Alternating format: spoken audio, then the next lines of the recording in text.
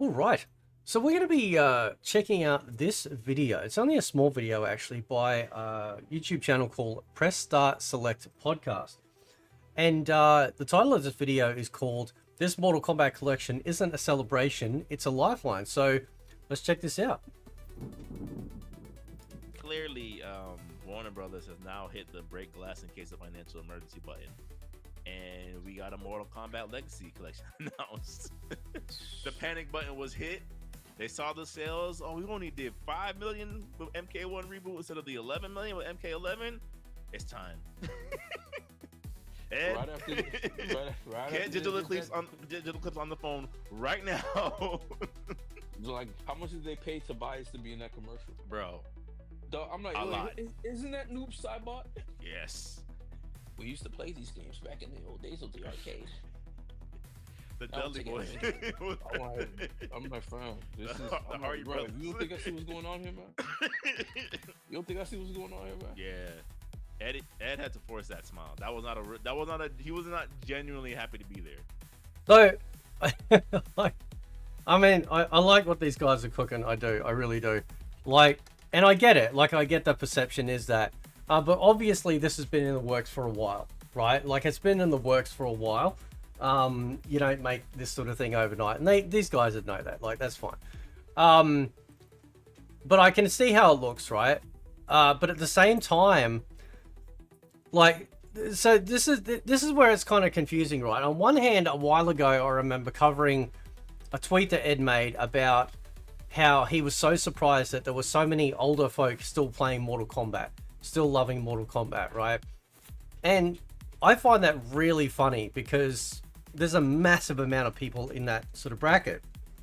And so that was really weird, right? And then we had the, at some sort of show a while back where somebody was talking to him or asking him a question about possibility of bringing back the old games, and he seemed really happy about talking about that, right?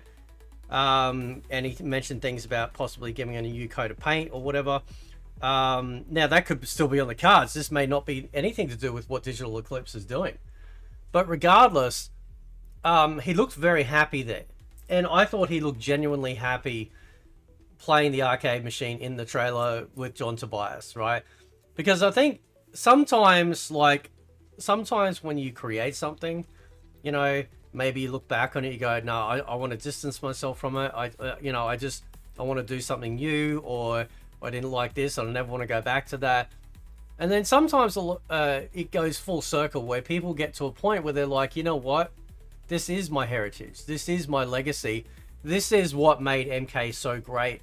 And that's what I want to focus on, you know, and tap, like literally try and tap back into that love, into that incredible love that, you know, that the franchise was known for in terms of like presentation and everything like that. You guys are taking Mortal Kombat and turning it into a shell of its own self. That man is losing. Oh my gosh, man. Poor Ed.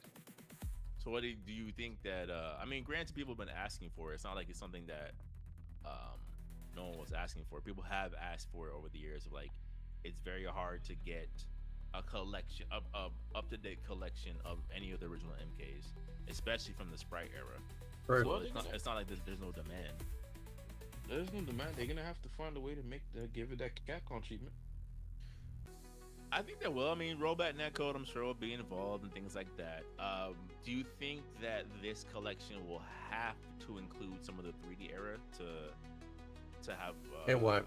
I guess to make all the money, or do you think what they've announced thus far and maybe like one other surprise will kind of get it done?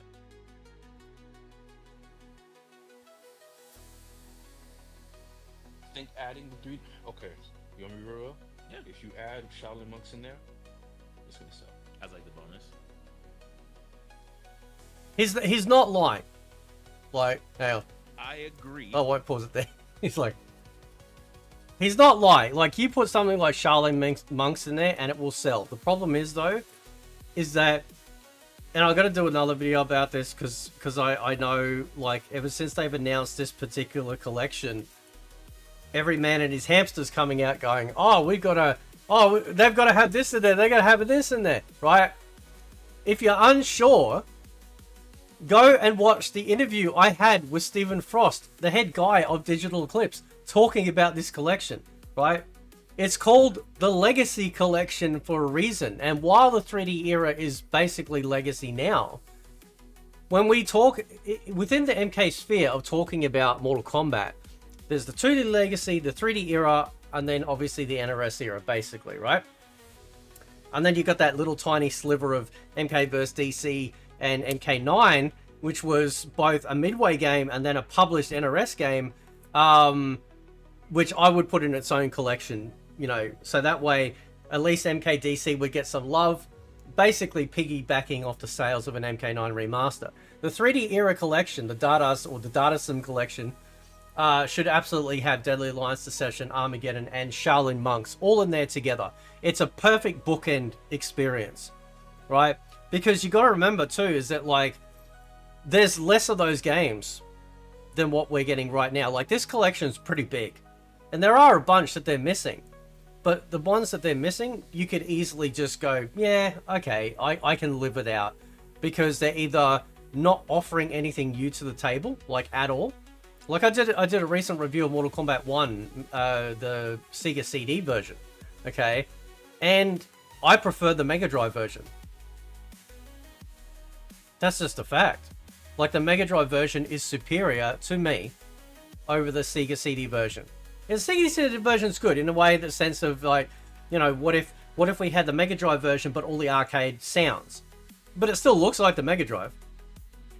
Do you know what I mean? And so, and because the Mega Drive version is so synonymous, the Genesis is so synonymous with its soundtrack and things like that, it's kind of, yeah, it's just, anyway, right? It's a good version, but it's not my Mega Drive MK1, what I would consider the best, right?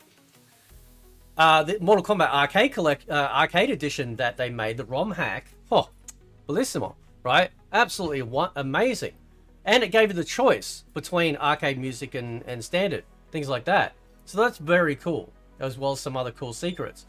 But, you know, they don't need to have, like, they don't need to have like Shaolin Monks or a 3D era game in there to try and get it to sell. It'll sell because if they announce like Trilogy and they announce Gold, it'll sell. That's it. It's over. You don't need any 3D era games to do that. And they're working within the 2D space, so it's relatively probably easier for them to figure out everything on that scale rather than having to then go, right, how are we now going to manage doing the 3D era? You're dealing with a completely different design philosophy compared to the 2D era. So therefore, I would much rather them take their time and leave the 3D era over here, perfect this one, 2D Legacy, then move on to this. So, yeah, add the 3D era in there. Because then, to me, I guess like in my mind, just because we've seen how these companies work, of like money is at the core. It's kind of like you kind of skate by on this collection. You maybe throw in Mortal Kombat 4 as like a bonus, and then you save the Deception, Shaolin Monks, what's it called? What's Armageddon? No, I mean Armageddon, yes too, but Deception. Deadly Alliance, that's it. You Yeah, saved that Deadly off Alliance, for yeah. like a collection too. Now, will you be fixing the problems of Deadly Alliance? Probably not. Okay. That's why, like, even with Armageddon, I'm like, yeah, Armageddon will be there, but Armageddon was not the everyone's yeah. That one hit combo with the one arm? Yeah. Little too ambitious in that regard. Listen, I don't mind if they don't. Even though I like It was like, I keep pausing at the wrong spot. Sorry, boys. Even though, like, I actually want these games to be put in there unmolested, right? So same the 2D era. If they do a 3D era, leave them completely unmolested, right? Because I mean, maybe if it's like a really game breaking thing, like some Infinite or whatever, right? But outside of that, I'd probably leave it. I'd probably leave it, man. I like Sub-Zero's combos, but they Sure. were hilarious. That's one character out of the 40. But those are the best designed Mortal Kombat characters you'll ever get, man. My It means goodness. nothing if I can't play the Classic Sub-Zero, even Deadly Alliance Scorpion, actual ninja. Hmm. Yeah, the 3D era has to come with something being fixed, man. Like, I'm not gonna roll back netcode my way into that. Those combos. Nostalgia sells, bro. Okay, man. If it does, it does. I just think it needs a little bit more. If you're gonna give me the 3D era, you gotta fix something. You gotta But- go into the. That's why I'm asking. I'm like, where is the happy in No, between? I do see a two-part. Sprite era, Mortal Kombat 4 and up. That'll be a good collection. Yeah, I would split that. I mean, as a business person, that makes more sense. Now, if you give us everything, how much is this thing gonna cost? It won't, again, it won't have everything. If you listen to the interview, you can kind of get the general sense of that. I've talked about DLC. You know, I mean, they did it with the Atari 50th anniversary, like 50th anniversary collection or whatever it was. They made it so you could actually buy DLC that adds to the game, so you could have the 3D era as DLC added to the Legacy Collection. I mean, like I said, in theory, all of these old MK games are Legacy, even the 3D era ones. Even MK9 is starting to become Legacy, right? Because it's starting to get so old now. So, you know, you could, in essence, have add-ons to it. But I think what they'll probably do is have like different collections. They'll have the 2D Sprite era collection, like they were saying, where the DLC could just be other versions that they've added in later at a later date.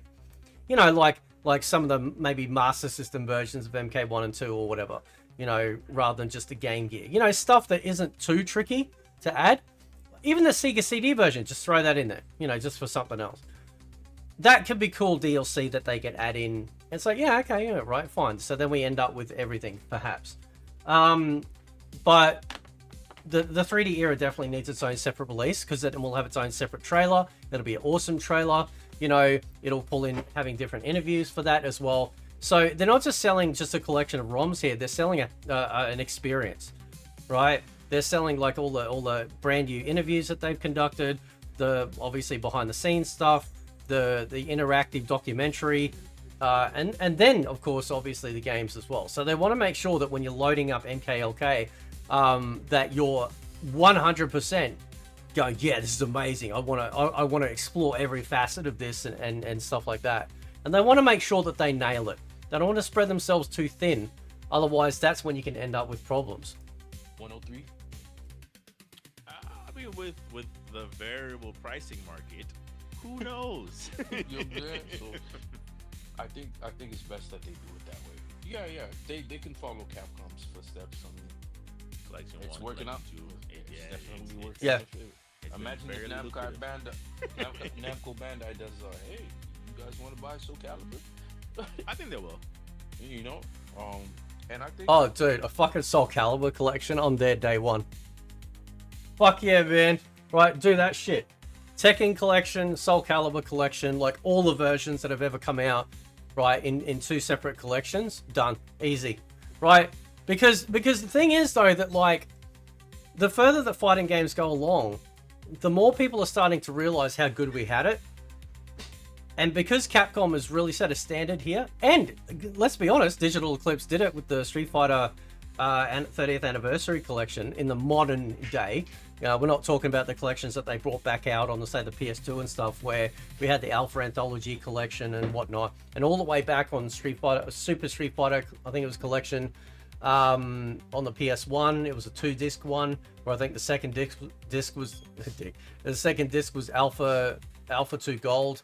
The first disc had like all the classic Street Fighter games all the way up to Super Street Fighter 2 Turbo. Or 2 Turbo X, sorry. So, yeah, Soul Calibur Collection, Tekken, 100%, dude, I'm there. Jeez, man. Holy shit. But then you got to think about licensing stuff. Can they do that? Because they've got characters like Vader in there, Link. You know, are they allowed to have that sort of thing happen? I don't know. This is one of the reasons why I love playing on PC, because at the very least, there is some game preservation eternally on this platform. I think it'll work because Soul Calibur is way more polished than Mortal Kombat 3D era. Yeah. And You know, He's right, it's not like 100%. The thing with Capcom Fighting Collection, it's not like certain things didn't get patched. Some people's like disappointment of like, oh, like yeah, you patched out that infinite loop, but that infinite loop was legendary. You know, like you should have just kept it. Yeah. I mean, it's possible. I just, you know, when I This is, so just to add, so in MK1, like the original Mortal Kombat, not the cesspool pile of shit that we got now, there's a Sonya leg grab infinite in the arcade, right? That you can keep leg grabbing people, and it's an infinite. You can't get out of it, all right? And so if you're aware of the infinite, you don't do it. That's the golden rule. If you're aware of the infinite or the broken mechanic, you don't do it. All right? That's the general sort of like gentleman's rules that we have. And that should apply for the 3D era as well. The gentleman's rules would be, do not use those infinites or something that is so broken that you literally can't get out of. That would be the gentleman's rules. saw it, like that was just my first thought. I'm like, this was not announced because it was, you know, a victory lap, you know, like of just like Mortal Kombat can't lose. Like this was a we're panicking. Desperate time. Yeah. And then after that defusion, right after they did that, they had to break the case with the full Super Saiyan 4, full Super Saiyan fusion, Vegito. Yep. I'm like, right before Vegito hit Zamasu, just done. Well, no, I can't even say He that. broke his because that camera. would mean that Warner Brothers was winning, and they were not winning. Break glass. He broke the camera. Yeah, everybody was like, Mortal Kombat's doing great. I'm like, no, it's not. I wasn't. It was terrible. I mean, well, it's done. You know, like that's the other part. You know, like it's over. The modern Mortal Kombat, it kind of has to literally go back to formula now. Unfortunately, one entry in. So That was a great video. Shout out to these guys over on Press Start Select Podcast. I'll post a link in the description for them. But yeah, no, they're right. Like Mortal Kombat was not doing well at all, not even a smidgy. But again, obviously something like this has been in production for quite a long time, right? We don't have any access. We have not seen a single smidge of what the menus are going to look like. We've got the logo and the games list, and obviously we can see what all the games look like, be it through emulation. I've done videos on the channel showcasing what they all look like. But man, you know, like that's it, dude, right? Like that's it. Everything else is a massive mystery, including the unannounced games, you know, later in the year at some point. Which is pretty exciting, to be honest, to wait for. But anyway, shout out to these guys. Catch you guys next time. See ya.